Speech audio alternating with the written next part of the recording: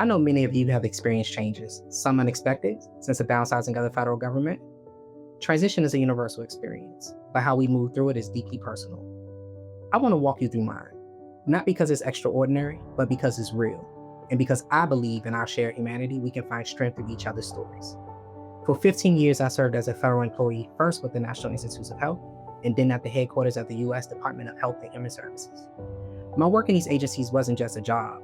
It was an expression of my commitment to public service, to community, and to the mission of protecting and improving human health on a national scale.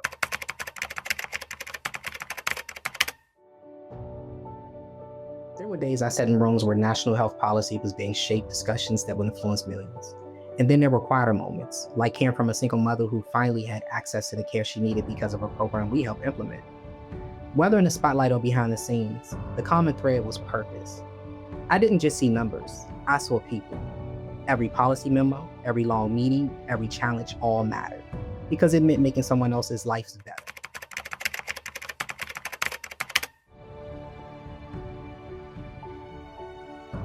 Transitions, though uncomfortable and often uninvited, are sacred opportunities. They are the moments when we're forced to pause and ask, who am I without the title? What do I still carry, even when everything around me changes? And the answer for me was this. I still carried my purpose. I still carried my passion for service. I still had my experience, my knowledge, my voice, and most importantly, I had the power to choose what came next. So I chose to rebuild, not by rushing to replace what was lost, but by listening to myself, to others, and to what this moment was teaching me. I began supporting others going through similar transitions. I said yes to conversations and opportunities that once felt outside my lane. I reconnected with my community. I leaned into new spaces where my skills and values could create impact, whether in local initiatives, policy consulting, or like this opportunity speaking publicly. I also find myself navigating a new world, the private sector.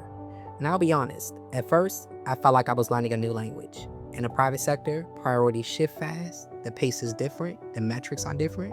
But what surprised me most was how much value I was bringing just by being myself. My background in government gave me a wide-angle lens. How decisions ripple through communities, how policies are built with intention, and how to lead with accountability. Suddenly, I was being asked to consult, advise, and strategize in ways to stretch me beyond what I thought I knew. It wasn't easy, but it was invigorating. And it taught me that adaptability isn't about changing who you are, it's about discovering new ways to express what you've always stood for. After years of working within a structure and mission of federal service, stepping into a more entrepreneurial and dynamic environment required me to adapt quickly. It was unfamiliar territory, but it was also rich with possibility. I began to see how the skills honed in government, strategic thinking, public accountability, system levels leadership could translate into meaningful ways outside of it. The transition wasn't just about changing sectors, it was about expanding my perspective. I learned to carry the same purpose-driven mindset into new contexts, proving to myself that purpose isn't confined to a single institution. It's something you bring with you, wherever you go. And slowly I began to realize something. My federal career hadn't ended, it had evolved. The heart of my work, uplifting communities, championing public health, advocating for equity, that heart was still beating, just in a different rhythm. Today I stand here not as someone who lost a job, but as someone who discovered new strength, new clarity, and a deeper understanding of what it means to live out your mission, even when the structure around it changes. If you're someone navigating change, whether it's professional, personal, or something in between, I want to share 3 lessons I've taken from this journey.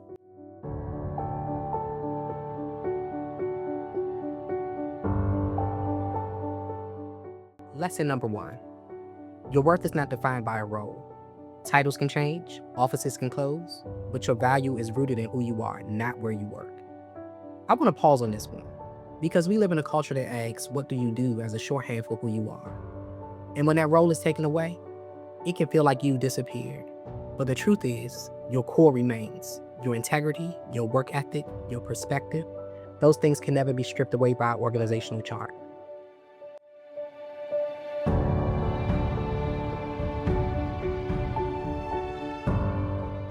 Lesson 2. Resilience is not about bouncing back. It's about building forward. The goal isn't to return to how things were. It's to grow into what's next, armed with everything you learned. Think about a building after an earthquake. We don't reconstruct it exactly the same. We reinforce it.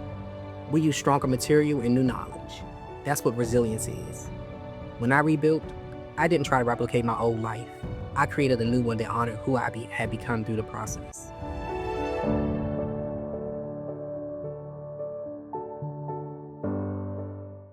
Lesson 3. Purpose doesn't retire or downsize. It moves with you.